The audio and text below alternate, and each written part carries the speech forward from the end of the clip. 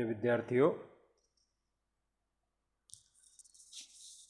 महानगर के विश्लेषण के बाद टाइप्स ऑफ सिटीज़ के अंतर्गत आज हमारे टॉपिक हैं घेटो। घेटो के बाद वैश्विक नगर, ग्लोबल सिटीज़। महानगर के बाद एक छोटी टिप्पणी कई बार क्वेश्चन पेपर में आती है। एक अलग अवधारणा है टर्म घेटो। घेटो की अवधारणा का प्रयोग महानगरों और औद्योगिक नगरों के आंतरिक हिस्से में स्थित एक ऐसी बस्ती के लिए किया जाता है जो निर्धन और शारीरिक श्रम करने वाले लोगों के समुदाय के रूप में विकसित हो जाती है। और ऐसी बस्ती में अनेक समस्याएं होती हैं, इसलिए इसको समस्यामूलक समुदाय भी कहते हैं। और इस अवधारणा का प्रयोग सबसे पहले लुईस विर्थ ने 1925 में जो अपना शोध प्रबंध लिखा था, पीएचडी का थीसिस लिखा था, urbanisation as a way of life. Louis Wirth ने 1925 में जो एक चर्चित निबंध था, ये urbanisation as a way of life, उन्होंने सबसे पहले इस निबंध में घेटो की अवधारणा का, घेटो की कॉन्सेप्ट का वर्णन किया था। लुईस विर्थ ने घेटो को नगरों के बीच में स्थित एक ऐसे संजातीय समूह होता है इथनिक ग्रुप के रूप में स्पष्ट किया है, जिसे सामाजिक, मनोवैज्ञानिक तथा पारिस्थितिकी के दृष्टिकोण से, इकोलॉजी के दृष्टिकोण से दूसरे समूह से अलग किया जा सकता है। फिर से सुनिए इसको। घेटो नगर के बीच में एक ऐसी बस्ती है, एक ऐसे संजातीय समूह है, इथनिक ग्रुप है। संजातीय समूह वो होता है जिसमें समान भाषा, समान संस्कृति, समान रीति रिवाज के लोग इकट्ठे एक समूह में रहते हैं। और उसको साइकोलॉजिकली और सोशली, यानी कि इकोलॉजिकल दृष्टि से भी, साइकोलॉजिकल दृष्टि से भी और सामाजिक दृष्टि से भी जिस समूह को अन्य समूह से पृथक किया जा सकता है, वो ऐसा जो संजातीय समूह है वो घेटो कहलाता है। जैसे फॉर एग्जाम्पल उत्तरी अमेरिका में काले लोगों की बस्ती का यूरोप के नगरीय क्षेत्रों में रहने के लिए और यहूदी समुदाय के लिए भी घेटो शब्द का प्रयोग किया जाता है ना। यूरोप के जो वाइट पीपल हैं, गोरे लोगों के बीच में जैसे काले लोगों की बस्ती है, यहूदी समुदाय के लिए भी ऐसा कर सकते हैं, यूज कर सकते हैं टर्म। यूरोप में औद्योगिक क्रांति के परिणाम स्वरूप श्रमिकों की संख्या बढ़ने लगी और उनको परंपरागत निवासियों के द्वारा विभिन्न सुविधाओं से वंचित कर दिया गया। और एक सामान्य बात थी ये, उनके लिए अनेकों समस्याएं पैदा हुई, तो एक ही जगह पर वो इकट्ठा रहने लगे कि समस्या, दुख तकलीफ के अंदर इकट्ठे। और परंपरागत जो निवासी, मूल निवासी वहाँ के थे, उन्होंने उनको एक दरकिनार करना शुरू कर दिया, तो अनेकों समस्याएं हुई और वो एक ही जगह पर उन लोगों का जमावड़ा हुआ जो ऐसे समस्यामूलक लोग थे, जहाँ किसी तरह की नागरिक सुविधाएं उपलब्ध नहीं थी, जो वंचित तबका था, बिना किसी नागरिक सुविधा के ही वो काम चलाते थे। ऐसे जमावड़े को ही हम घेटो के नाम से जानते हैं। घेटो की प्रमुख विशेषता क्या है कि एक इथनिक ग्रुप होता है, ये एक मनोवैज्ञानिक समुदाय होता है। यह वह क्षेत्र होता है जिसमें नागरिक सुविधाओं का प्राय अभाव मिलता है, अभावग्रस्त जीवन जीते हैं ये प्राय 12-12 घंटे या इससे ज़्यादा कार्य करते हैं, अमानवीय दशाओं में कार्य करते हैं।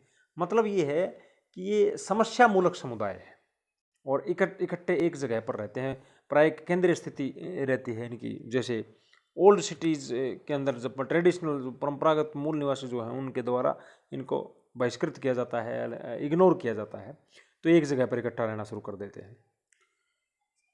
टायनबी ने एक पुस्तक लिखी थी, सिटीज़ ऑन द मूव। टायनबी ने सिटीज़ ऑन द मूव में लिखा है कि घेटो एक ऐसी बस्ती है जहाँ दिन की अपेक्षा रात में जनसंख्या घनत्व अधिक होता है। ऐसा क्यों लिखा? क्योंकि दिन में वो लोग फैक्ट्रियों में, कारखानों में दूर दूर अपने रोजगार की दृष्टि से या मजदूरी करने की दृष्टि से काम के तलाश में जाते हैं, काम करने के लिए जाते हैं, और रात को आकर के विश्राम करते हैं, तो रात का जो जनसंख्या घनत्व अधिक होता है। टायनबी ने जो सैद्धांतिक अवधारणा प्रस्तुत की है और विर्थ ने जो प्रस्तुत की है, उसके आधार पर वर्तमान युग में एशिया के अधिकांश देशों कि औद्योगिक महानगरों में जो इंडस्ट्रियल एरिया हैं बड़े बड़े, उनके अंदर जो पाई जाने वाली जो स्लम्स हैं या मलिन बस्ती जिसको कह सकते हैं, वो उनकी प्रकृति जो है ना प्राय घेटो के समान ही है। मुंबई के अंदर और बड़े शहरों में, दिल्ली के अंदर, कलकत्ता में, चेन्नई में, बंगलोर में, जहाँ अपन इंडिया में उनको क्या बोलते हैं, गंदी बस्तियाँ, स्लम्स। तो स्लम्स को आप घेटों के समान ही मान सकते हैं। टाइप्स ऑफ सिटीज़ के अंतर्गत कस्बा देखने के बाद, महानगर देखने के बाद और घेटों के ऊपर भी एक संक्षिप्त विवरण देखने के बाद नेक्स्ट और जो अंतिम आता है वैश्विक नगर, ग्लोबल सिटी। वैश्विक नगर की अवधारणा का संबंध वैश्वीकरण की प्रक्रिया से है। ग्लोबलाइजेशन के अंदर वैश्विक नगर की जो अवधारणा है वो प्राय देखने सुनने को मिलती है हमें, कि पूरा विश्व ही एक गांव है। ग्लोबल सिटी की अवधारणा आज के ग्लोबलाइजेशन के युग में सुनने को मिलती है। सन 1991 में शास्का शेषन ने ग्लोबल सिटी के नाम से एक पुस्तक लिखी थी, जिसमें पहली बार उन्होंने ग्लोबल सिटी की विशेषताओं का उल्लेख करते हुए स्पष्ट किया कि वैश्विक नगर वे नगर होते हैं जो वैश्विक अर्थव्यवस्था के संगठनात्मक केंद्र हैं, ऑर्गेनाइजेशनल सेंटर, पूरी एक वर्ल्ड इकोनॉमी के। इस संदर्भ में वैश्विक नगर के एग्जाम्पल के रूप में उन्होंने न्यूयॉर्क, लंदन और टोक्यो को वैश्विक नगर के उदाहरण के रूप में प्रस्तुत किया है। इस अर्थ में भारत में मुंबई और दिल्ली भी वैश्विक नगर माने जा सकते हैं। इसके अतिरिक्त वाशिंगटन है, Moscow, Beijing, Paris, Singapore, Geneva, Boston आदि नगरों को भी वैश्विक नगर की श्रेणी में रखा जाता है। तो वैश्विक नगर के बहुत से एग्जाम्पल बताए गए हैं आपको।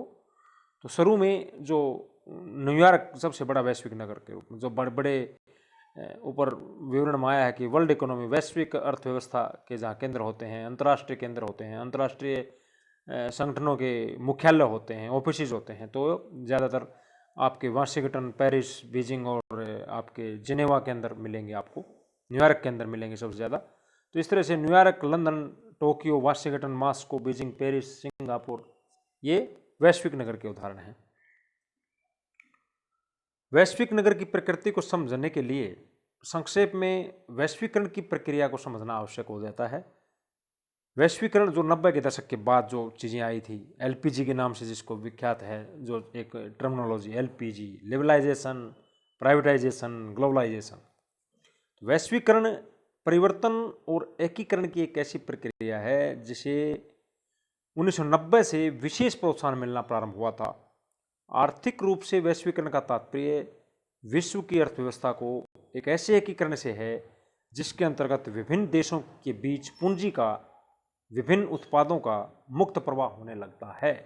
जो मुक्त प्रवाह होता है, जैसे कैपिटल पूंजी का भी, और विभिन्न देशों के बीच में अंतर्राष्ट्रीय व्यापार होता है, तो उस स्थिति को हम वैश्वीकरण के नाम से जानते हैं। Main characteristics of global city, वैश्विक नगर की विशेषताएं, प्रमुख लक्षण। सामान्यतः वैश्विक नगरों के विकास को एक नई घटना और मुख्य रूप से 21वीं शताब्दी की एक प्रमुख उपलब्धि के रूप में देखा जाता है। मानव विकास प्रतिवेदन 2000 ह्यूमन डेवलपमेंट रिपोर्ट में वैश्वीकरण के 4 प्रमुख लक्षणों की चर्चा की गई थी। जो ह्यूमन डेवलपमेंट रिपोर्ट सन 2000 में जो आई थी, उसमें 4 प्रमुख लक्षण बताए थे ग्लोबलाइजेशन के। अंतर्राष्ट्रीय बाजार, वैश्विक प्रौद्योगिकी का उपयोग यानी कि टेक्नोलॉजी मस्ट है, अंतर्राष्ट्रीय सेवाओं का उपयोग, इंटरनेशनल सर्विसेज, और नवाचारों में वृद्धि, growth in innovations, innovative ideas हम पूरे वर्ल्ड में आप आजकल देखते हैं अर्थव्यवस्था में। तो ये 4 प्रमुख लक्षण जो थे ग्लोबलाइजेशन के हैं। एंथोनी गिडेन्स ने वैश्विक अर्थव्यवस्था, नई पीढ़ी के समाजशास्त्री हैं, एंथोनी गिडेन्स ने वैश्विक अर्थव्यवस्था तथा अंतर्राष्ट्रीय स्तर के श्रम विभाजन को, डिवीजन ऑफ लेबर को, ग्लोबल सिटी के प्रमुख आधारों के रूप में स्पष्ट किया है। ग्लोबल सिटी में क्या है, डिवीजन ऑफ लेबर तो श्रम पर होता है। विभिन्न विद्वानों के द्वारा दिए गए विवरण के आधार पर हम वैश्विक नगर की कुछ प्रमुख विशेषता पॉइंट्स में देखेंगे। फर्स्ट है अंतर्राष्ट्रीय अर्थव्यवस्था। पहला पॉइंट है इंटरनेशनल इकोनॉमी। वैश्विक नगरों में उत्पादन की प्रक्रिया केवल अपने देश की पूंजी से ही संबंधित नहीं रहती, बल्कि वहां दूसरे देशों की पूंजी का भी खुला प्रवाह, मुक्त प्रवाह होना है, ओपन फ्लो शुरू हो जाता है। और यह कार्य अंतर्राष्ट्रीय स्तर के बड़े बड़े आर्थिक निगमों और कंपनियों के द्वारा संपादित किया जाता है। तो इस प्रकार से पहला जो पॉइंट है हमारा इंटरनेशनल इकोनॉमी, जो सबसे प्रमुख है वैश्विक नगर में। दूसरा पॉइंट है वैश्विक संस्कृति का प्रादुर्भाव। आर्थिक के बाद देखेंगे संस्कृति, सामाजिक गतिशीलता, व्यक्तिगत स्वतंत्रता, स्थान परिवर्तन, तार्किक जीवन, रैशनलिटी, और उत्तराधुनिकता की दशा। ये पोस्ट मॉडर्निटी का जो एरा, जीवन जो जीते हैं, उसमें ये एक प्रमुख लक्षण के रूप में सामने आता है। सॉरी। तीसरा जो पॉइंट है राजनीति तथा आंदोलनों की वैश्विक प्रकृति। आंदोलनों की प्रकृति अंतर्राष्ट्रीय प्रतिमानों से प्रमाणित होती है। विभिन्न प्रकार के वैश्विक संगठन जैसे WTO, World Trade Organization, WHO जो आजकल बहुत चल रहा है कोरोना महामारी के दौरान, WHO, वर्ल्ड हेल्थ ऑर्गेनाइजेशन सबसे ज़्यादा लाइमलाइट में आजकल है, ILO, International Labour Organization, IMF, International Monetary Fund, World Bank, ऐसे जो वैश्विक संगठन हैं, अंतर्राष्ट्रीय संगठन हैं, इन संगठनों की भूमिका वैश्विक नगरों की राजनीति को प्रभावित करते हैं। तो वैश्विक नगर हैं सारे, जैसे ज़्यादातर जो मुख्यालय वो न्यूयॉर्क में, वाशिंगटन में और जेनेवा में, पेरिस में हैं। तो जो WTO है, WHO है, IMF है, ILO है, वर्ल्ड बैंक है, और दूसरे बहुत से संगठन होते हैं जो क्षेत्रीय आधार पर भी होते हैं, अंतर्राष्ट्रीय स्तर पर होते हैं, अलग अलग संगठन होते हैं अंतर्राष्ट्रीय राजनीति में, अंतर्राष्ट्रीय अर्थव्यवस्था में। तो उनकी एक भूमिका जो है वो वैश्विक प्रकृति के रूप में होती है, और जो है एक तरह से वहाँ चीज़ें संपादित होती हैं। धार्मिक अंतःक्रियाओं में आदान प्रदान। वैश्विक नगरों में कट्टरतावाद से मानवतावाद की ओर यात्रा चलती है। कट्टरतावाद से मानवतावाद की ओर, पारलौकिकता की जगह तार्किक व्यवहारों का प्रभाव बढ़ने लगता है। लोग विज्ञान में, तर्क में विश्वास करते हैं, है ना। मानवतावाद एक सबसे बड़ा वैल्यू है आज के टाइम, उसका प्रभाव बढ़ता है। धर्मनिरपेक्षता एक वैल्यू है, एक मूल्य है, उसका प्रभाव बढ़ता है। प्रवास की अंतरराष्ट्रीय प्रवृत्ति, ट्रेंड्स ऑफ इंटरनेशनल माइग्रेशन, ये एक इंटरनेशनल माइग्रेशन का ट्रेंड चलता है वैश्विक नगरों में। प्रवास केवल राष्ट्र के अंदर ही नहीं अपितु अंतर्राष्ट्रीय स्तर पर होने लगता है। उद्योग, चिकित्सा, शिक्षा, इंजीनियरिंग, फाइनेंस आदि क्षेत्रों में विशेषज्ञों का आना जाना लगा रहता है। स्पेशलाइज्ड का आना, डेलीगेट्स आते रहते हैं, कार्यक्रम होते रहते हैं, अंतर्राष्ट्रीय सेमिनार होते रहते हैं, इनोवेटिव आइडियाज़ का, नवाचारों का आदान प्रदान होता है, बड़े बड़े समिट होते हैं, है ना। इस तरह से जो है प्रवास की जो प्रवृत्ति है वो अंतर्राष्ट्रीय लेवल की होती है, राष्ट्रीय लेवल की नहीं। उसको राष्ट्र की सीमाओं को लांघ करके अब जो है ये ट्रेंड जो है इंटरनेशनल लेवल का हो जाता है वैश्विक सिटीज़ के बीच में। समरूपता तथा विभेदीकरण। व्यवहारिक रूप में वैश्विक नगरों में समरूपता और विभेदीकरण की प्रक्रियाएं साथ साथ चलती हैं। लोग मानवतावाद में विश्वास रखते हैं, धर्मनिरपेक्षता के वैल्यू में विश्वास रखते हैं। आधुनिकता की सबसे बड़ी निशानी जो है वो समानता और स्वतंत्रता है। समानता की रास्ते से ही बड़े जो मूल्य हैं उनको हम अचीव कर सकते हैं। और विभेदीकरण की तीव्र प्रक्रिया भी होती है, डिवीजन ऑफ लेबर भी होता है। तो विभेदीकरण का मतलब सब अलग अलग जो प्रक्रियाएं हैं, ऐसा नहीं कि छोटी जगह के अंदर तो जैसे होमोजेनिटी मिलती है, जैसे जैसे जगह बड़ी होती जाएगी हेट्रोजेनिटी हो जाएगी। विभेदीकरण जो है, डिफ्रेंशिएशन, वो जो है ना वो मिलेगा आपको। सैटेलाइट द्वारा संचालित संचार व्यवस्था, इंटरनेट, ईमेल, फैक्स, टीवी आदि उपग्रहों से जुड़ी हुई व्यवस्थाएं हैं जिनके द्वारा स्थान संबंधी दूरियां कम होती जा रही हैं और हजारों किलोमीटर दूर दूर जो है वैचारिक आदान प्रदान दूर बैठे बैठे हो जाता है आधुनिक टेक्नोलॉजी की वजह से, सैटेलाइट के द्वारा। वैश्विक नगरों में ये सैटेलाइट द्वारा संचालित संचार व्यवस्था उन्नत किस्म की। आजकल तो गांव कस्बों में भी इंटरनेट है, लेकिन एक ग्लोबल सिटी का जो सैटेलाइट लेवल और संचार व्यवस्थाओं का जो स्पीड है, जो इनकी जो सर्विस है, वो उच्च कोटि की होती है। व्यवसायों की बहुलता, बैंकिंग सेवाएं, वित्तीय सेवाएं,